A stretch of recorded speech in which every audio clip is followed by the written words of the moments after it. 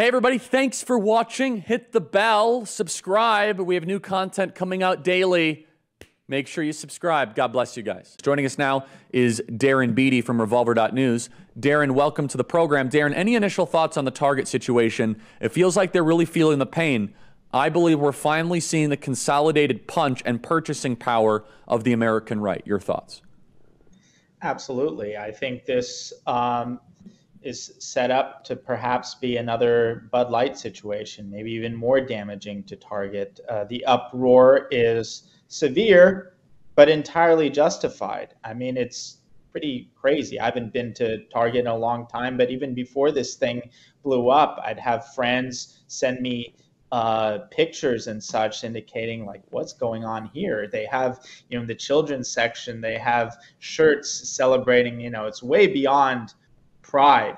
Pride is, 10 years ago. Now it's transgender stuff. Now it's dragging stuff that's sort of the default for the mannequins at the children's section, which is, crazy.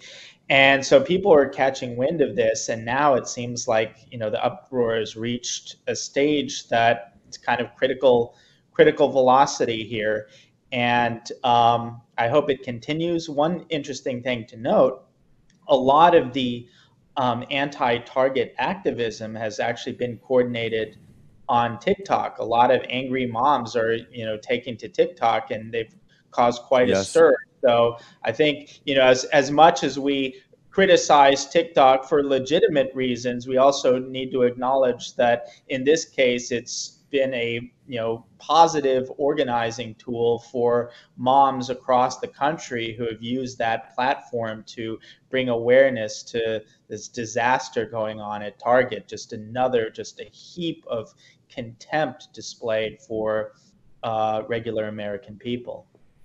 Yeah, and I mean, we're starting to see it move the dial, and then I'm going to get to your story at Revolver.news. For example, John Amanchukwu, who is a TPUSA faith ambassador. You might have saw the video, Darren. He went to a school board, black pastor, and talked about all the curriculum. Khloe Kardashian, of all people, liked that social media post.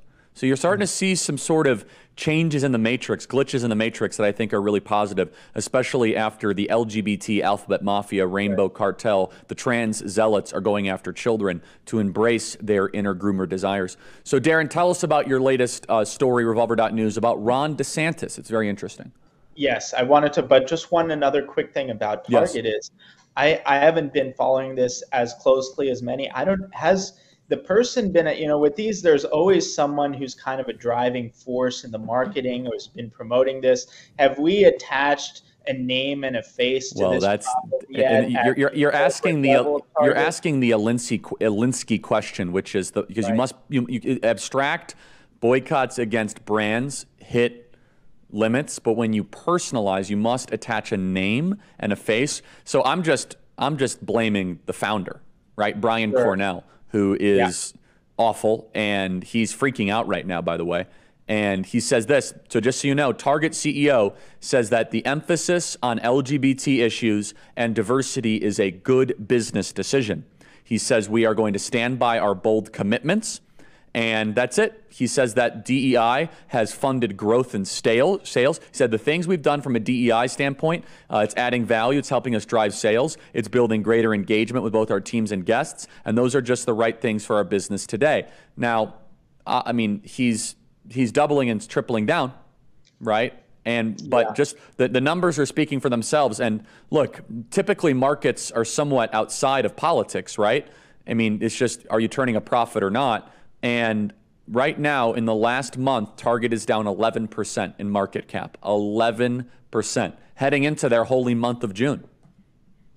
That is interesting and very encouraging, because on one hand, you might say, unlike Bud Light, which is more of a discretionary item, in this Biden economy, a lot of people, don't have many options in terms of shopping and have to shop at a place like Target. So it's harder to actually do a boycott. So the fact that the American people have stepped up and visited this much financial pain on Target, despite the difficulty of doing so, I think really says something in this case.